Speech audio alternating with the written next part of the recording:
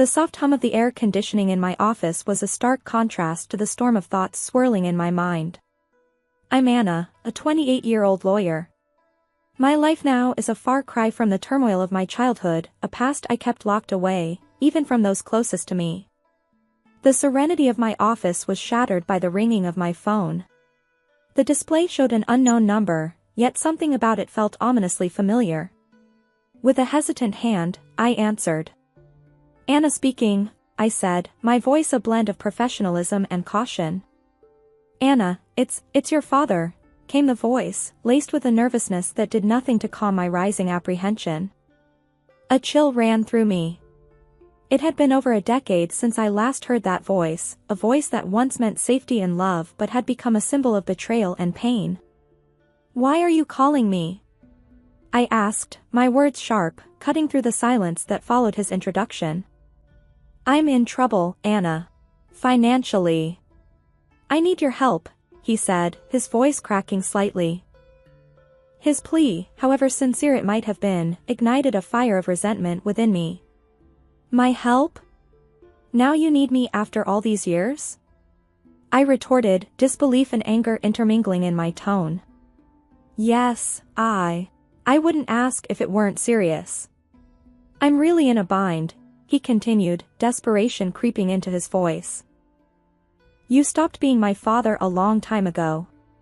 You can't just call me now and expect me to help, I responded, my voice cold and unwavering. There was a pause on the line, a heavy silence that felt like an unbridgeable chasm. Anna, please. I'm still your dad, he said, a feeble attempt at rekindling a bond long extinguished. The word dad felt foreign, almost jarring. A dad? You forfeited that title when you chose her over me, I said, the years of suppressed anger and hurt finding their way into my words. You're my daughter. I thought. You thought wrong, I interrupted, cutting him off mid-sentence. You made your choice years ago, and now I've made mine. His voice was a mix of pleading and despair. Anna, I am sorry. I just need this one favor. The word sorry echoed in my office, a hollow and meaningless sound. Sorry doesn't change the past. I can't help you, I stated firmly and hung up. My childhood, before the age of 10, was filled with love and laughter, a testament to the wonderful life my parents and I shared in our small rented house. My mother, a beacon of joy and kindness, filled our days with warmth and our nights with stories and dreams. My father, once a playful and caring man, would spend evenings playing games with me or teaching me little things about the world. Our home was a cocoon of happiness, where every day was an adventure and every night a sweet dream. But our blissful life came to an abrupt halt with my mother's untimely death. The house that once echoed with laughter and love turned into a silent mausoleum of memories. I remember walking through the rooms, each corner a stark reminder of her absence. The loss was unbearable, not just for me but for my father too, who had lost the love of his life. However, the depth of his grief seemed to diminish quickly, much to my confusion and dismay. Within just a few months, he brought home Marissa, a woman who was to take a significant role in our lives.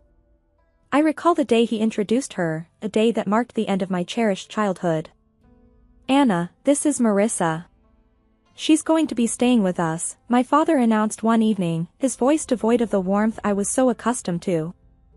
I looked up at her, searching for a hint of motherly warmth or friendliness, but found none. Her presence was imposing, her gaze cold and calculating. From the very first moment, I sensed a change in the air, a shift that filled me with an unexplainable sense of dread. Hello, Anna, Marissa said, her voice smooth yet devoid of genuine emotion. Her smile, rather than comforting, seemed to hide something sinister beneath its surface. In the days that followed, the house felt different, as if the walls themselves were recoiling from her presence. The cheerful memories of the past seemed to fade, replaced by a lingering unease that settled in every corner. I remember looking at Marissa, trying to find something redeeming or kind about her, but her every look, every gesture, seemed to be laced with an unspoken animosity. It was clear that she wasn't here to fill the void my mother had left but to weave a new narrative, one in which I was an unwelcome part. As I watched her move around our home, a a home that once felt safe and happy, I couldn't help but feel that her arrival was the beginning of something ominous. The way she looked at me, with eyes that seemed to hide more than they revealed, did not bode well for the future. The days following Marissa's arrival were like walking through a nightmare that I couldn't wake up from. The house, once filled with my mother's laughter and love, now felt cold and unwelcoming. Marissa's presence cast a shadow over everything, turning even the simplest daily routines into a series of struggles. One morning, as I sat down for breakfast, I noticed my food tasted unusually salty. "Marissa, did you put too much salt in this?" I asked, my voice hesitant. "Oh, did I? It must have been a mistake." "Just eat it, Anna. Don't be so picky," she replied, her tone dismissive, almost mocking. The incidents grew more frequent and spiteful. I remember finding my clothes ruined after laundry. "Marissa, my clothes are all faded." "What happened?" I asked one day, holding up my once favorite dress, now discolored and unwearable. She glanced at it and shrugged nonchalantly. "Maybe the washing machine is acting up. Or perhaps it's time you stop wearing such childish clothes." I felt a surge of frustration but knew arguing would only make things worse. Feeling helpless, I turned to my father, hoping he would see through her facade. "Dad, Marissa is ruining my things. She's always mean to me," I said one evening, my voice trembling with a mix of anger and sadness. My father's reaction was far from what I had hoped for. "Anna, you're imagining things. Marissa is doing her best to fit into our family. Stop causing trouble," he said sternly, his words cutting deep. "But Dad, it's the truth." I protested, but he wouldn't listen. "That's enough, Anna. I don't want to hear any more of your accusations," he replied, his voice rising in anger. Each day was a battle, trying to navigate around Marissa's hostility and my father's indifference. The home that once felt like a sanctuary now felt like a prison. I started spending more time in my room, trying to escape the constant tension that hung in the air. Living in that house of horrors, I felt alone and misunderstood. The safety and happiness that once filled those walls were replaced by fear and anxiety. Every day, I longed for the past, for the times when my mother's smile was enough to light up the entire room, a stark contrast to the darkness that now lingered in every corner. Living with Marissa became a daily ordeal of evasion and endurance. Her hostility towards me escalated from verbal jabs to physical abuse. It started subtly, a pinch on my arm or a twist on my stomach, always in places easily concealed under my clothes. The pain was sharp, a cruel reminder of my helplessness in her presence. I developed strategies to avoid her, constantly alert to her whereabouts in the house. I would take long routes to my room or wait until she was occupied before I moved around. Despite my efforts, there were times when she caught me off guard, and those moments always resulted in some form of pain. One day, while I was quietly reading in the living room, Marissa walked in and, for no apparent reason, pinched my arm hard, her nails digging into my skin. I winced in pain but bit back any cry of protest. She looked at me with a cold, triumphant smirk before walking away. During one of Grandma's rare visits, she noticed my cautious movements and the way I flinched when Marissa's voice echoed through the house. "Anna, is everything all right at home?" Grandma asked, her voice filled with concern. I looked at her, my heart aching to tell her the truth, but fear and the desire to protect her from worry held me back. "Yes, Grandma, everything's fine. Just a lot of schoolwork," I lied, offering her a forced smile. She seemed unsure but didn't press further. I felt a twinge of guilt for deceiving her, but I couldn't bear the thought of causing her any distress. That evening, as Grandma left, I saw Marissa watching from the window, her expression one of satisfaction. It was as if she relished the fact that she had control over me, that she could hurt me and get away with it. Her triumphant look was a clear message that she was the one in power, and I was just a helpless player in her twisted game. I retreated to my room, feeling trapped in a cycle of abuse and silence. The physical pain from Marissa's pinches and twists was bearable compared to the emotional turmoil I felt. School was my sanctuary, a place where I could briefly escape the misery of my home life.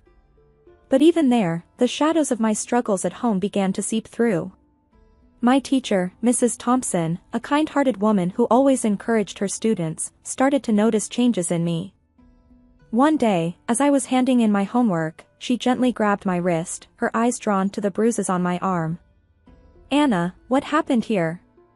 "These look like bruises," she said, her voice laced with concern. I quickly pulled my arm back, covering the bruises with my sleeve. "It's nothing, Mrs. Thompson. I fell while playing," I lied, avoiding her gaze. Mrs. Thompson didn't look convinced. "Anna, if there is something wrong, or if someone is hurting you, you can tell me. It's important to speak out," she urged, her eyes searching mine for the truth. I wanted to confide in her, to tell her everything about Marissa and how I lived in constant fear, but the words wouldn't come. Instead, I forced a smile. "Really, Mrs. Thompson, I'm fine. It was just a silly accident." She gave me a long, thoughtful look, then nodded slowly. "All right, Anna. But remember, my door is always open. You're not alone," she said, giving me a reassuring smile. I nodded, feeling a lump form in my throat. Her kindness made it all the more difficult to maintain the facade that everything was all right.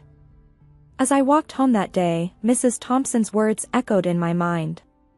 I felt a mix of gratitude for her concern and a deep sense of loneliness from carrying my burdens alone. The thought of revealing the truth about my life at home was terrifying. I feared the consequences, what Marissa might do if she found out I had told someone. That night at dinner, I was quiet, lost in thought about Mrs. Thompson's offer to help. Marissa noticed my silence. "Why so quiet tonight, Anna?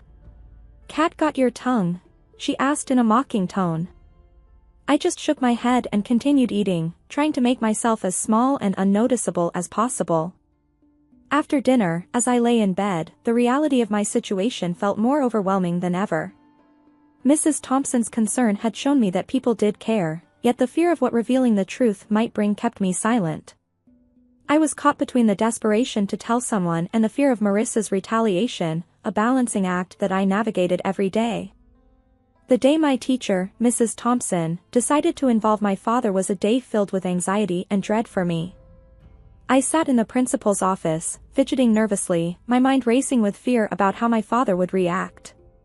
When he finally arrived, his face was stern, his eyes betraying a mix of irritation and embarrassment.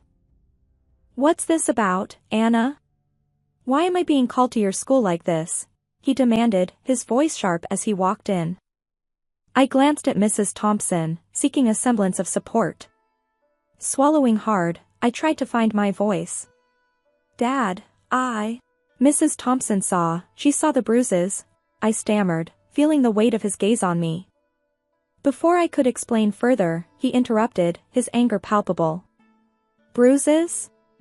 What are you talking about? Are you making up stories again?" Mrs. Thompson stepped in, her tone firm yet calm. "Mr. Smith, I'm concerned about Anna's well-being. The bruises on her arm don't seem accidental. We need to address this." My father's face turned a shade darker with anger. "She's perfectly safe at home. Anna, are you spreading lies about our family?" He turned towards me, his disappointment clear. The tears I had been holding back started to spill. "It's not lies, Dad. Marissa, she's been hurting me." I managed to get out, the truth finally surfacing. His reaction was one of total disbelief. "Marissa? That's ridiculous. She's been nothing but kind to you. I won't have you slandering her with these accusations." "But Dad, it's the truth," I cried out, desperate for him to believe me. He stood up abruptly, his patience wearing thin. "Enough of this. Tell Mrs. Thompson you made it all up." I obediently turned to the teacher and repeated his words. She nodded back and didn't say anything. Upon reaching home, without another word, he locked me in my room. Through the door, I could hear Marissa's voice, dripping with false concern. "I told you she's just seeking attention," she said. I sat on my bed, feeling a profound sense of isolation and despair. The one person I thought I could always count on had turned his back on me. The walls of my room, which had once felt like my personal haven, now felt like the walls of a prison. I lay there, thinking about everything that had happened. The pain of the physical abuse was nothing compared to the emotional torment of being disbelieved and punished by my own father. It was a harsh realization that the person who was supposed to protect and love me unconditionally was now the source of my deepest pain. The days following my confinement in my room were some of the darkest I had ever experienced. Trapped and feeling utterly alone, I realized that my only hope lay in my grandmother, my father's mother. She was a kind and loving woman who had always shown me affection, but I had never dared to burden her with my troubles at home. One evening, when I was sure Marissa and my father were occupied, I mustered the courage to call my grandmother. My hands were shaking as I dialed her number. "Hello," her familiar, warm voice came through the phone. "Grandma, it's me, Anna," I said, trying to keep my voice steady. "Anna, my dear, how are you?" she asked, her tone filled with genuine care. Tears welled up in my eyes as I replied, "Grandma, I need help. Can I come and stay with you for a while?" There was a moment of silence on the other end. "What's wrong, Anna? Did something happen?" I took a deep breath, the words rushing out. "It's Marissa, she's been hurting me, and Dad won't believe me. I don't know what to do." I could hear the concern in her voice as she quickly responded, "Of course, my dear. You come right over. I'll take care of this." The next day, my grandmother arrived. She was a small woman, but her presence filled the room. She confronted my father with a strength that surprised me. "John, I'm taking Anna with me. She's not safe here," she declared firmly. My father, taken aback, tried to protest. "Mom, you can't just take her. She's my daughter." "Your daughter whom you failed to protect," she countered sharply.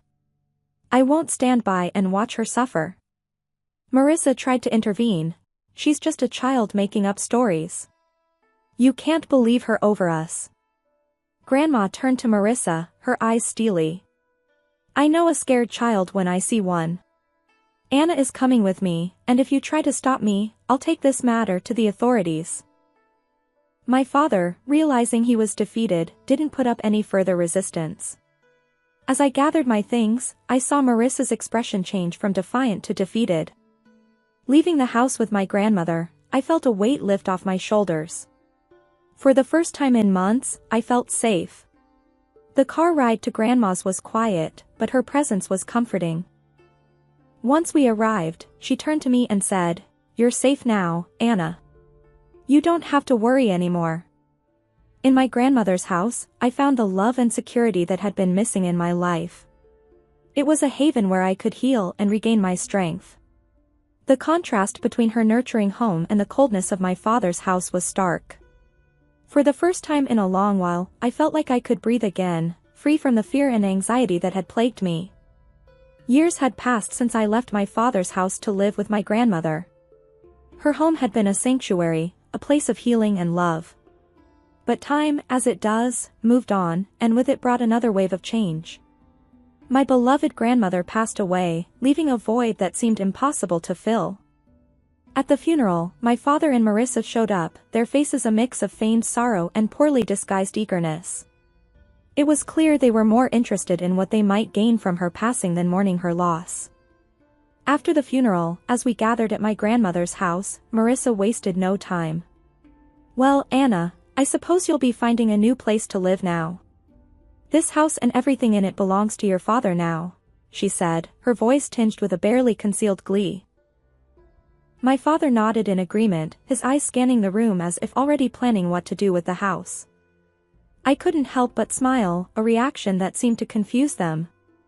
"Actually, that's where you're wrong," I said, the confidence in my voice taking them by surprise.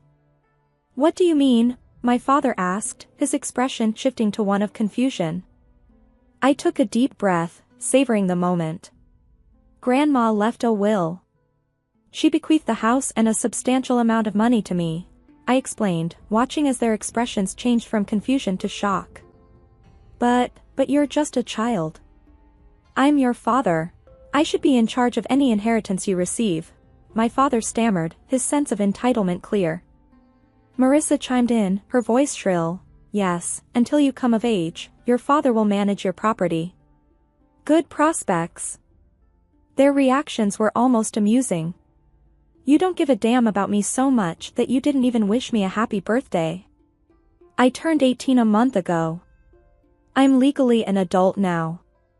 I make my own decisions, I stated firmly, relishing the look of realization dawning on their faces. My father's expression turned from shock to anger, then to a sort of desperate pleading. Anna, you can't do this. We're your family. I looked at them, memories of my childhood flooding back.